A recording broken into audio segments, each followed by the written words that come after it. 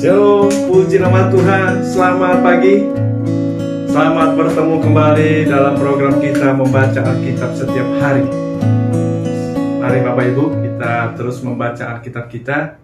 Kita jadikan Alkitab kita ini menjadi pedoman di dalam hidup kita. Pagi hari ini kita masuk dalam episode 14 Februari. Tapi sebelumnya saya undang kita mari berdoa bersama-sama. Bapak yang baik, kami bersyukur pagi hari ini, hari yang baru bagi kami. Terima kasih Tuhan. Kami berdoa biar sepanjang hari ini kami boleh berkemenangan bersama dengan Tuhan. Berkemenangan dalam tuntunan firman-Mu. Terima kasih Tuhan, sebentar kami mau mendengarkan renungan firman-Mu. Roh Kudus menolong kami. Di dalam Yesus Kristus kami berdoa. Haleluya. Amin. Bapak-Ibu yang dikasih Tuhan, tema kita pagi hari ini, Allahku, Allahku, mengapa engkau meninggalkan aku? Allahku, Allahku, mengapa engkau meninggalkan aku? Saya akan bacakan dari Injil Matius pasal yang ke-27 ayat yang ke-26.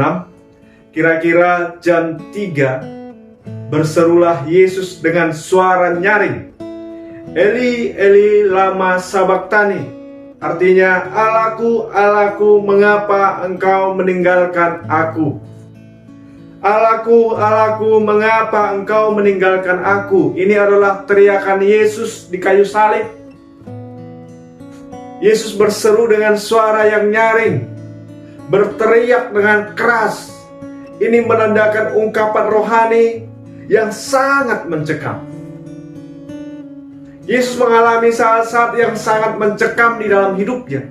Sampai dia harus berteriak, Allahku, Allahku, mengapa engkau meninggalkan aku? Saudara yang kasih Tuhan, Yesus berteriak bukan karena dia mengalami penderitaan fisik, bukan karena dia mengalami kesakitan fisik di kayu salib. Tetapi saudaraku, penderitaan yang dialami Yesus yang paling mencekam itu adalah ketika terpisah dari Allah Bapa. Inilah penderitaan yang paling mencekam. Dikatakan dalam 2 Korintus pasal yang ke-5 ayat 21, dikatakan, Dia yang tidak mengenal dosa telah dibuatnya menjadi dosa karena kita, supaya dalam Dia kita dibenarkan oleh Allah. Saudaraku, bagi orang Romawi, hukuman penyaliban adalah hukuman kepada penjahat yang terjahat. Hukuman penyaliban adalah hukuman kepada penjahat yang terjahat. Jadi saudaraku, Yesus ini disalibkan di antara dua orang penjahat, yang keduanya disalibkan akibat perbuatan jahat mereka. Jadi Yesus disamakan dengan orang penjahat yang terjahat, yang pantas dihukum mati. Kedua orang yang disalibkan bersama dengan Yesus, satu di sebelah kiri, satu di sebelah kanan, mereka disalibkan karena perbuatan jahat mereka, saudaraku. Tetapi tidaklah demikian dengan Yesus. Yang dialami Yesus bukan karena kejahatan yang dia lakukan, tetapi saudaraku, dia menanggung kejahatan kita. Yesus menanggung kejahatan manusia, sehingga Yesus terpisah dari Allah. Dan inilah yang dilakukan oleh Yesus, perjuangan untuk menghubungkan kembali persekutuan manusia dengan Allah. Menghubungkan kembali persekutuan manusia dengan Allah yang sudah terputus akibat dosa.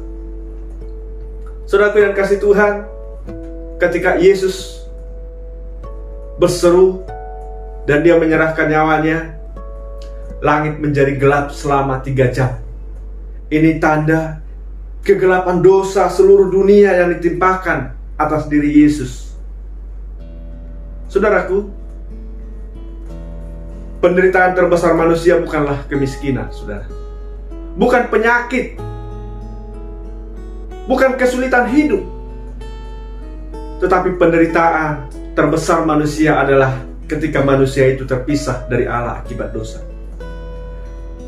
Inilah penderitaan terbesar manusia. Penderitaan yang kita alami di bumi hanyalah sementara. Tapi kalau kita hidup di dalam dosa, kalau Yesus belum mati di kayu salib menebus kita, maka penderitaan yang kita alami adalah penderitaan yang kekal. Inilah penderitaan terbesar manusia. Dan inilah yang ditanggungkan kepada Yesus Tuhan kita. Inilah yang ditanggungkan, saudaraku. Penderitaan akibat dosa itu telah ditanggung oleh Yesus. Penderitaan terbesar yang dialami oleh manusia itu, yaitu dosa, telah ditanggungkan kepada Yesus, supaya kita yang percaya kepada Tuhan, kita kembali hubungan kita dibenarkan. Kembali hubungan kita itu diperbaiki, dihubungkan kembali, saudaraku. Makanya saudaraku, jangan sia-siakan anugerah Allah bagi kita. Jangan sia-siakan pengorbanan Kristus ini, saudaraku. Mari kita terima Yesus. Yesus mengampuni kita. Yesus menebus kita. Yesus cinta kepada kita. Amin. Mari kita berdoa. Terima kasih Tuhan untuk renungan firman Tuhan yang boleh kami dengar hari ini. Kiranya memberkati kami. Kiranya Roh Kudus yang menolong firman-Mu, sehingga firman-Mu hidup di dalam kehidupan kami. Di dalam Yesus Kristus kami berdoa, haleluya. Amin. Selamat pagi, selamat beraktivitas. Tuhan memberkati kita. Shalom.